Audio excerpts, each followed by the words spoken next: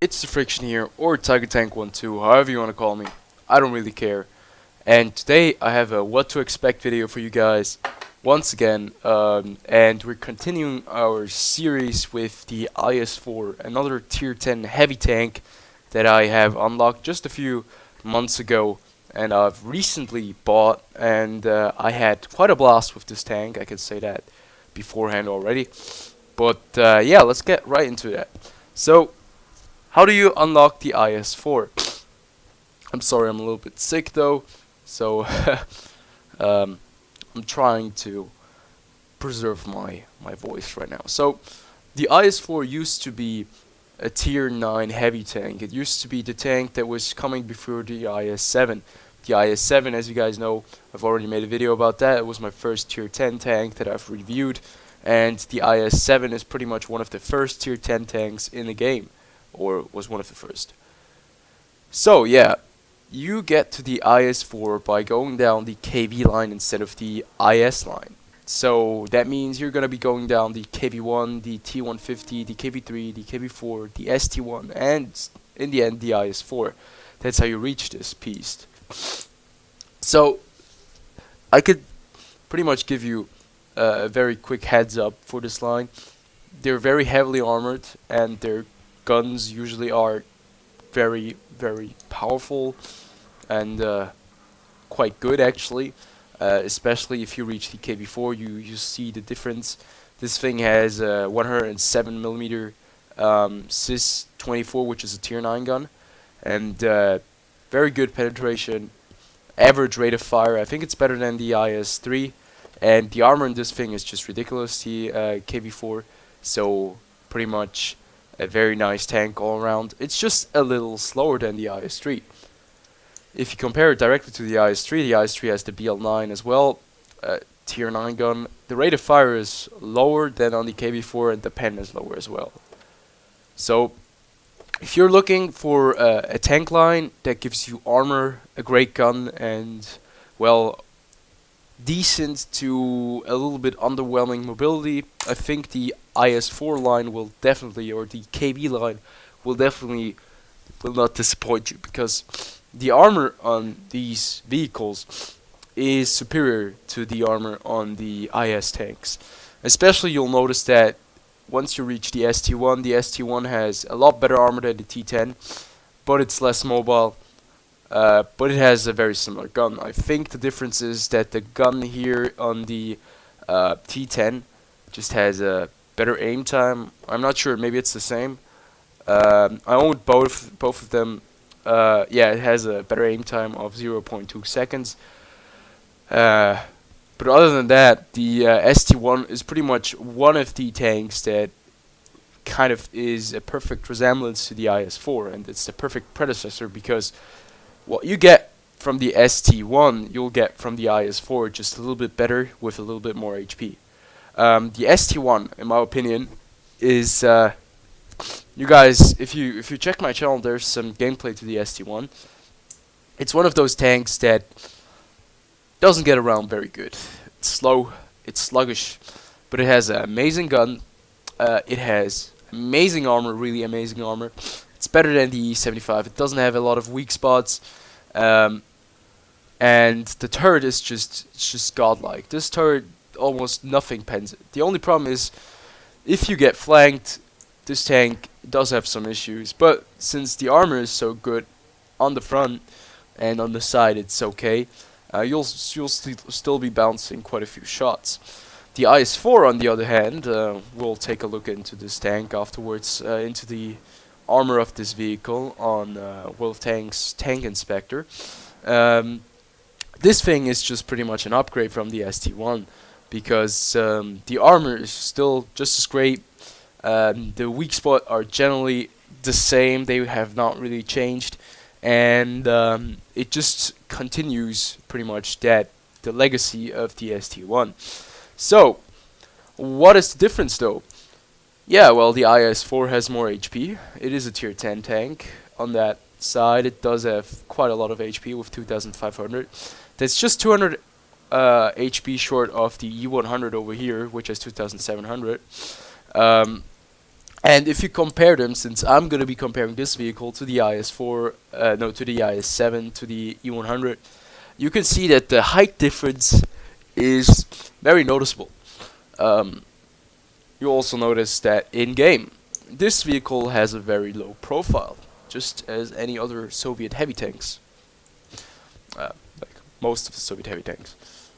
It has the same height as the IS7, and if you have watched my previous what to expect video of the IS7, you'll know that this thing here is a beast. It is absolutely great, and it has astonishingly good armor.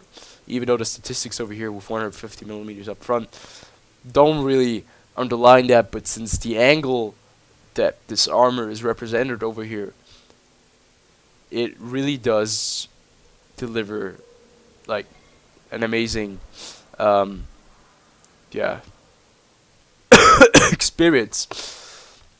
So yeah, the difference though is, as you can see from the 100, the E100 is a lot taller. The profile of this vehicle is a lot bigger, and it has a lot more flat surfaces.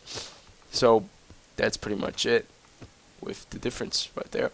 So this vehicle has a weight load limit up to 66.3 tons, and engine horsepower, an engine power of 750 horsepower. Now, that's not too bad in my opinion. It will allow you to go up to top speeds of 43 kilometers per hour, but that is downhill. Keep that in mind. This vehicle is not as mobile as the IS7, which can go up to almost 60 kilometers. And also, the traverse speed is a little bit worse than the IS7s with 26 degrees per second. And you'll definitely notice this in this vehicle. If you've played the ST1 and you like the style the ST1 had, you will love this vehicle because the mobility is pretty much the same. The ST1 was, I think, we have to check, I'm not sure though. I think the ST1 fully upgraded was a little bit faster. Yeah, no, actually it was a little bit slower. No, I'm not sure, I have to check. Yeah, it was a little bit slower than the IS4, and it had the exact same track traverse speed. So yeah, if you had the ST1 and yeah, you played it a few times, you'll know what you can expect of this vehicle from the turn rate, from the speed of this thing right here. Then we will go on to hull armor. Yeah, pretty much this vehicle is from the hull very similar to the ST1. It's very, very powerful if you can keep this part right here protected. And it's very well angled, and we'll see that right now in World of Tanks Tank Viewer or Tank Inspector. So this is the IS4 model in Tank Inspector. This is a very, very nice software which really shows you exactly how thick the armor is at the part of the tank you want to look at. So this is the IS4 right here, and let's take a look at this. If yeah, with the armor profile. So as you can see right here, the lower plate here is about 180 millimeters thick, and at this angle it's about 260. And this is pretty much the only real weak spot this thing has up front. And as a tier 9 or a tier 10, you'll be able to go through this lower plate if this tank is facing you directly. If it's angled though, this armor plate, this lower plate, is a lot stronger. But if you shoot the tracks right here, you have like a higher chance of penetrating the side, like since this is really awkwardly shaped, just like any other Soviet tank. You have this side panel right here, which you can actually penetrate, which is 160 millimeters thick. Unfortunately for you, if the tank is directly aiming at you and is in front of you, you'll not be able to penetrate these side armor plates, except if you're firing heat or very high penetrating APCR rounds. It's 160 millimeters thick, but since the angling is, I think it's a 67-degree angle that you have right here at this moment, the armor is about 334 millimeters thick. So, if you have the tank right up front, the highest chance you have of penetrating this vehicle and doing damage to it is the lower plate right here, which is 180 millimeters thick. But if you do have a very high penetrating gun, like the guns on tank destroyers, for example, the T110E4, and you're facing this tank from the front, you'll be able to penetrate this part right here. This is the same weak spot as on the ST1 tank. If you cannot shoot the lower plate and the tank is looking right at you, this part right here is 210 millimeters thick, and if you have a flat surface, this is the only flat surface on the top of the hull, you'll be able to penetrate this. Unfortunately, if you aim a little bit higher, you'll be bouncing, and right here you'll be bouncing most of the time as well, since the angle is just too strong. So if you have the tank up front and you're looking at it, and the lower plate right here is hidden, you can shoot this area right here and you might penetrate it with gold rounds or with a very high penetrating gun. Now, if the tank is angled at you, the highest chance you have of penetrating this vehicle is by shooting the side plate right here or here. The thing is that this tank's turret is so strong that right here you have 250 millimeters, which is about 400 millimeters thick. Then you have 230, 250, and you will not be able to penetrate this tank up front, except if you have very high penetrating guns. So pretty much shooting this tank at the turret up front is a no-go, or is almost an instant bounce most of the time. That's kind of just the way this tank is, just very similar to the ST1. But do not worry, this tank does have a very low profile, and that can be of advantage to certain tanks, for example the 100, which has a very high profile. So if you're face-hugging this vehicle, which I would not recommend most of the time, since most tanks are not high, big enough to hit the weak spots, there are still some weak spots on the top of this vehicle, and that is the top part of the turret. If you look at the top part of the turret right here, this is pretty much not armored at all, 30 millimeters at all, because tankers or tanks are not expecting to... Okay, I can actually turn the turret, that's nice. Because of course nobody's expecting to shoot tanks from the top. But if you have an E100 and you're face-hugging this vehicle, if you shoot it at the wrong angle, it might still bounce, or if the tank is moving around. But if you shoot right on top into the tank on the turret, you'll be able to penetrate this tank most of the time. Then you also have this part of the turret right here, which is like a very small part of the commander's hatch. It's not really a commander's hatch, but it's just a very small little slope that sticks out. And if you can put a shot right into this part right here, you'll be able to penetrate this tank. That's a very similar little weak spot that the IS-7 also shares with this tank. I can show you guys that as well. So the IS-7 right here has two cupolas that are, well, not very good visible. But if you shoot this tank right here at this area, you'll be able to penetrate it with a high penning gun. It's very, very hard to do, but it's possible. So yeah, if you're face-hugging, that should be your last resort. Otherwise, this vehicle on the side is quite heavily armored with 172 millimeters of armor, 160 millimeters of actual armor. The side turret is also quite heavily armored with 230 with 200 millimeters of armor, and you just have to look at it. It's still angled.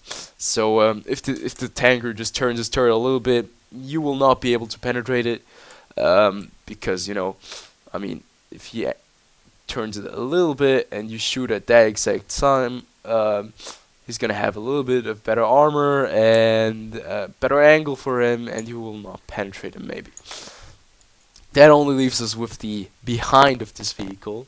As always, you should shoot in between the tracks, since the tracks act as spaced armor.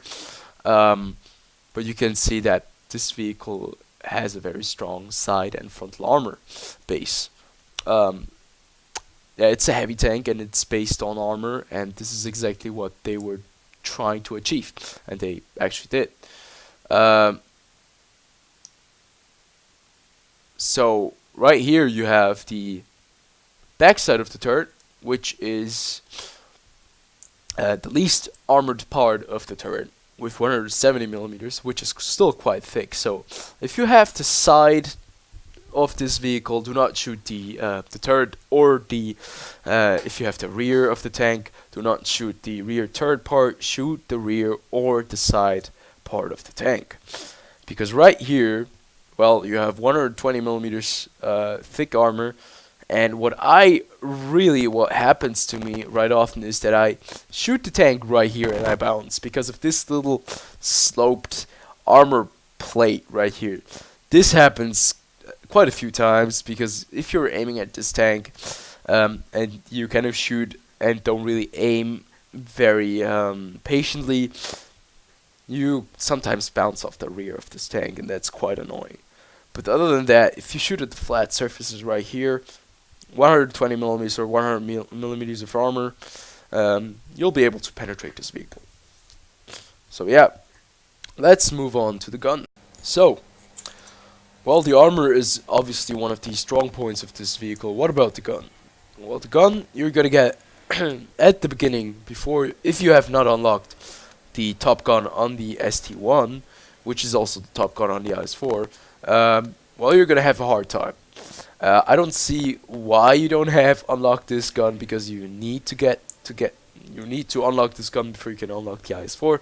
But I don't see why people don't buy the top gun and they play with the 122mm D25T, which is a tier 8 gun. And this is actually a terrible gun.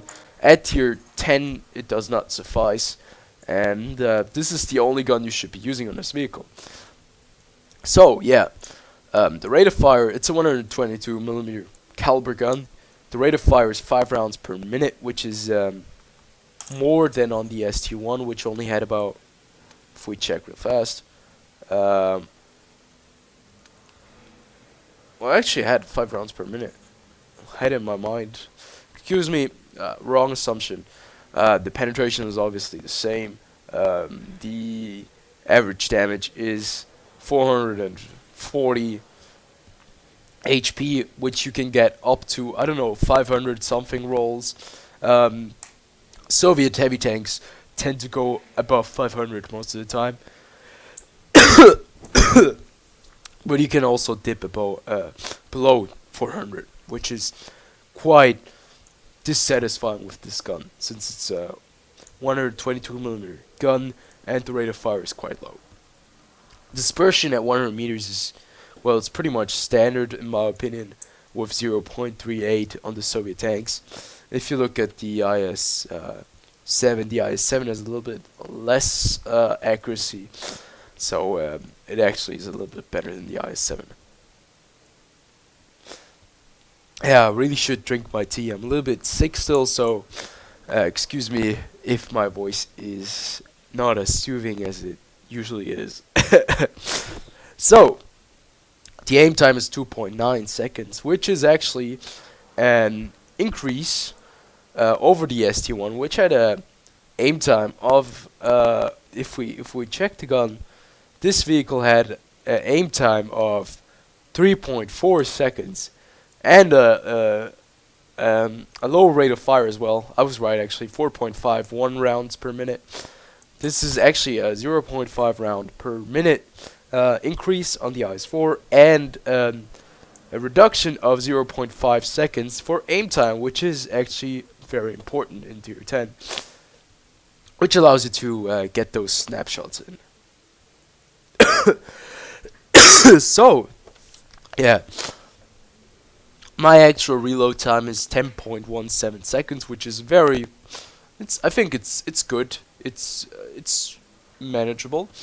Um, and I am running the large caliber tank gun rammer and vents for better reload time and overall better crewing on this vehicle. And you can see I've not played that many games since my crew right here um, is not that amazing right now, but this tank is definitely one of my favorite tier 10 heavy tanks currently. Now, very important is the turret traverse speed, which is 22 degrees per second, which is very underwhelming. Even the IS-7 has a better turret traverse speed, but since the turret armor is so strong, you don't really notice that. So, yeah, of course they had to make some drawbacks on this vehicle, otherwise it would be too strong. And the main drawback on this vehicle is the lack of mobility that you have. But do not worry, I'll show you guys some gameplay, how to play this tank, how not to play this tank, and let's jump into the first game. Let's take a look at this battle. This is one of the two gameplays I've prepared for you guys, and this is on TheFrXion, and you can see this is almost a pure tier 10 match. And the enemy team does have quite a lot of medium tanks, a few tank destroyers, and one or two heavy tanks. There's only one artillery, so pretty much this game is for any tank destroyer or heavy tank quite a blessing, since only one artillery will be able to shoot one tank at a time. So, since this is a heavy tank, I kind of play this tank very, very defensively in a city. Either that or I push very, very aggressively, since you do have the armor and you do have quite an offensive gun. And this gameplay will pretty much show you the possibilities that you have with this tank in a great position, and how much damage you can do without having to rely on your team at all. So pretty much the position I'm heading to right now is E8. I want to get into that middle part of the map where I can use my amazing armor and my very, very powerful gun to dish out damage. And unfortunately right there you can see I bounced off the IS4, and that's already a taste you can get off this tank that, well, it is very hard to penetrate from certain angles, and if you do not aim at the weak spots, the chances of penetrating shots are very slim. Now right here you can see the aim time of 2.9 seconds is not great, but it's better than the ST1. And in this position, E8 and E7, I'm a very, very dangerous opponent. Now I haven't been shot once yet. This artillery actually just missed me. But you'll see the damage that this vehicle can do in this position.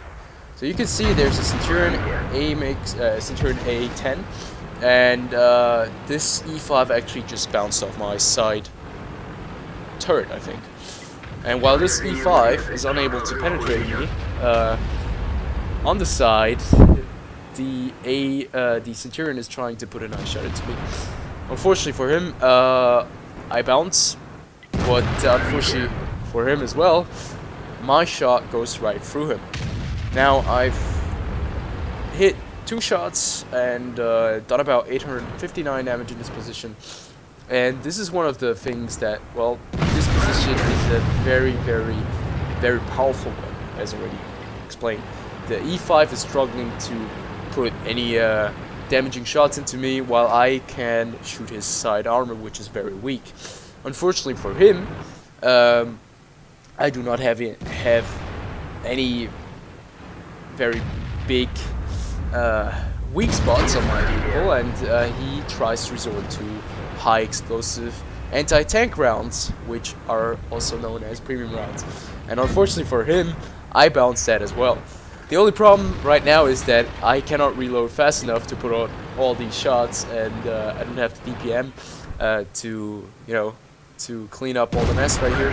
But you can see the general idea of this vehicle is, well, if you're in a very good spot and you angle your armor correctly, like right here, you can be a very dangerous opponent.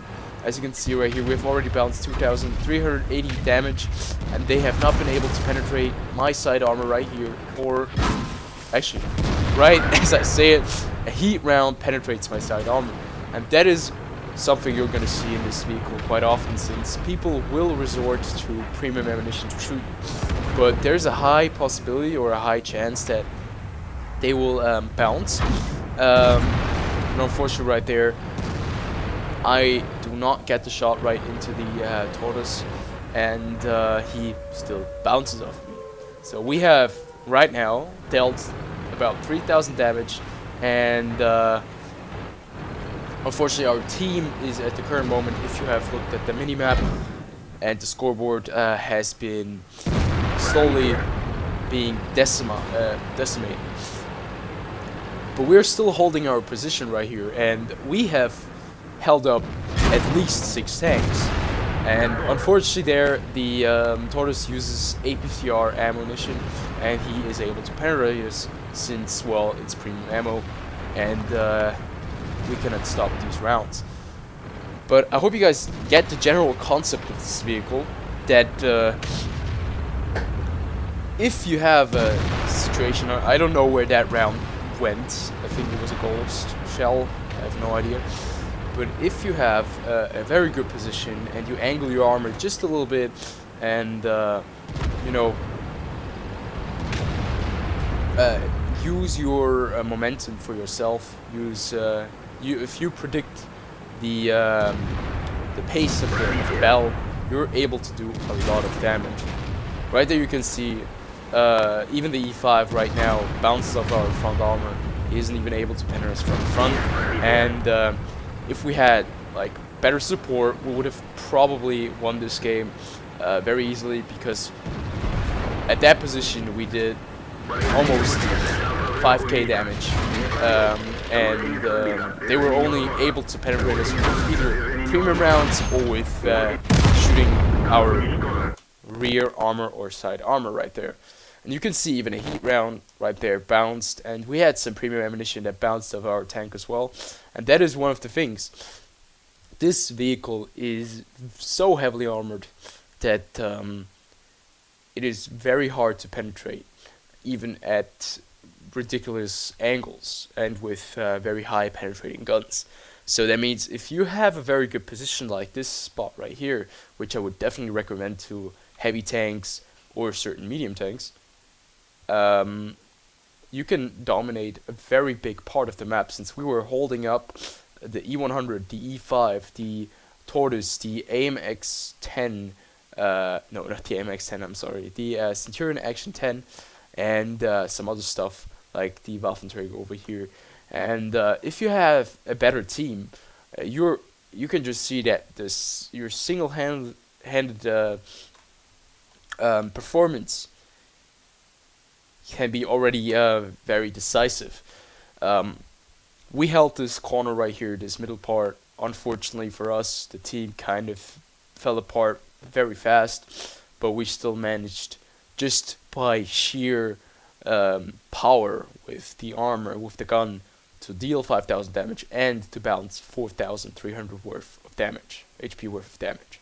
So yeah, that's a great game, but still a loss. But it shows you the capacity of this vehicle, even in worse situations, in situations where you are outnumbered. So let's check out a game where you can use the exact same situation for your team and actually win a game. So what you can see right here is another Is4 game, obviously, but this time we're playing on Halugh, and this map, just like the other map before, has some very important and interesting choke points that need to be manned by both sides of the team. and that need to be held by one side of the team. And this time it's going to be A1 with this vehicle, and you can see we're playing against tier 8, tier 7 and tier 9 tanks, and we're the only tier 10 vehicles in this game, except for the T92 and the mouse on the other side. But this is pretty much one of the dream matchups for any tier 10 vehicle, any tier 10 player. It doesn't matter if artillery, tank destroyer, or medium tank, or heavy tank. This is like the ideal matchup for anybody. And you can see just what kind of damage you can do with this vehicle at tier 8. As you guys could see at tier 10 and tier 9, the Tortoise, the Action 10, and the E5, and the Waffenträger of E100 were bouncing my frontal armor and even partially my side armor in the last match. And now you just have to imagine how tier 8 tanks or tier 9 tanks will fare in such a situation. If I hide my weak spots, for example my lower plate right there, or my side and rear armor, there is pretty much nothing that can penetrate my frontal armor in this matchup, except for maybe the T92 or the Is4 if they use premium ammunition. So right there you can see, unfortunately the 49 hits us, tracks us right there, but luckily for us, no artillery is engaging us. And you can see this is a very important thing right here. If you can hold this corner on this map, you can pretty much engage all the vehicles that are stacking up behind over there, and you can allow your team to push up, get this ridgeline, and eventually push up all the way into the enemy cap, since these guys will not be able to push the corner because you'll be able to shoot them from this side right here, and these guys will not get enough support to be able to hold back these guys over here. So pretty much it's all counterbalancing their setup over there, and that is pretty much how you win this map. And if you have some tanks at base, nobody can flank around, and you'll be able to push the enemy eventually all the way back to their base. So that's exactly what I'm trying to do right here. And since I'm in the Is4 and this vehicle is so heavily armed and so heavily armored as well, this is exactly what I'm going to try to do. So we have a T10. This is a tier 9 Soviet heavy tank, and you can see this guy cannot hide his weak spot from me. And yeah, unlucky guy is going to bounce off me since he can't find a weak spot on my vehicle. I get the time to reload. T54 is completely out of his territory, and you can see this T10 is looking for a weak spot, doesn't find one, shoots, misses, or bounces, and I'm able to actually put a shot into him, although the reticle was not on the tank anymore. So you can see right now, these guys cannot contest. Two tier 9 vehicles cannot contest this tier 10 vehicle right here. And we easily take care of the T10. He's unable to penetrate our hull, our frontal hull of our vehicle. And you can see that we can now put pressure on the enemy team, which is sitting at that corner over there. And we decide to actually take a shot at the T54, and we unfortunately bounce. I'm sorry, I'm a little bit sick today, so I do have some very stupid mistakes when I talk. And you can see that while we can do this exact thing that the Löwe was trying to do right here, to push around this corner, push out and engage these guys over there, this Löwe can't do this because the Löwe doesn't have enough armor, and we do have the armor, definitely. And you can see there's a ST1 over there who is trying to side scrape, I think, but he's doing it wrong. And you can just see that the direct comparison with this vehicle is even more armored. It's even better armored than the ST1. You can see we're firing high explosive rounds to to destroy this T54, because I really can't stand it when there's a T54 right there at this corner. I want to take him out. so we can move on. Now, the mouse has joined the battle, and pretty much the mouse has some very big weak spots, and the weak spots are his lower plate right there, this lower plate over there, and his cheeks on his frontal turret. And I have to admit, this tank looks really nice. Looks really nice with the HD model on. But we will not be able to penetrate his side armor, since this tank is so heavily armored on the side and on the front. So we're trying to find the cheeks. He looks at us, gives us a 90-degree angle. We put a nice shot into his cheeks, and he's actually able to penetrate us. And I think he penetrated us right here on the side with APCR. So even the mouse is firing premium ammunition to be able to go through us. So at this moment, I'm loading a high explosive round to take out the 54 because this guy is just annoying me. We take out the 54. The mouse is aiming at us. We fall back, and we wait for our reload. While we wait for our reload, the mouse, he falls back, gives us a very nice shot on his cheek, and you can see that the 258 millimeters of penetration are by far enough on this vehicle. You don't need any more pen to be able to go through the weak spots of any tier 10 vehicle, in my opinion. So that's definitely one of those nice additions. And you can see the mouse is desperately trying to hide from us. So that gives us the opportunity to be able to shoot the Löwe in the back.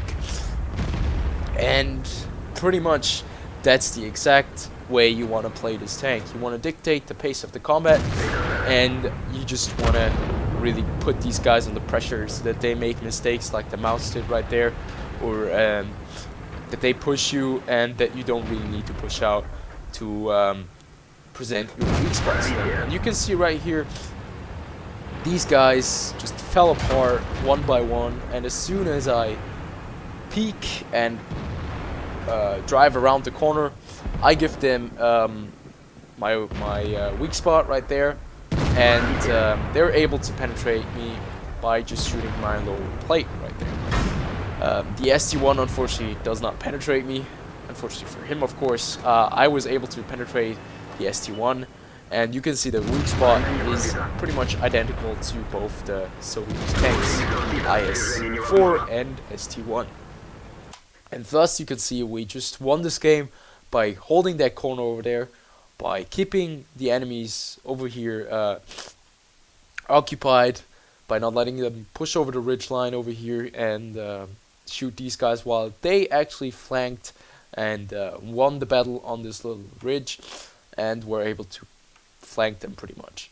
That's the exact reason why you want to play this, vehicle, because of the amazing armor this thing has, the amazing gun you have, and how you can control like a complete part of the map all by yourself, just because you have this dominant armor, which is very hard to penetrate if you really don't know the weak spots. And even if you know the weak spots,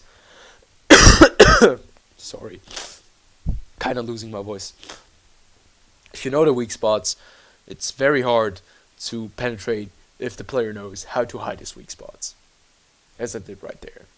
So yeah, so by this point of this what to expect video, you should actually expect quite a positive final verdict, since I did have quite a lot of fun playing this tank, and I still do have quite a lot of fun playing this vehicle.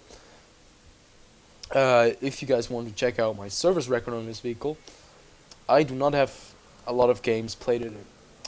All the games that I had in this vehicle were quite fantastic, because I absolutely love the kind of style, the gameplay style this vehicle has. And you can see I've played 14 matches and have a 57% win rate.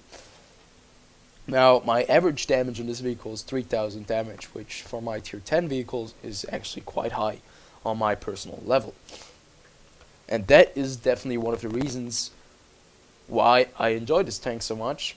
And one of the reasons being for this high amount of damage caused in games is obviously the armor on this vehicle. And I can't say it enough, this vehicle has amazing armor. In my opinion, it's very, very strong, almost close to overpowered.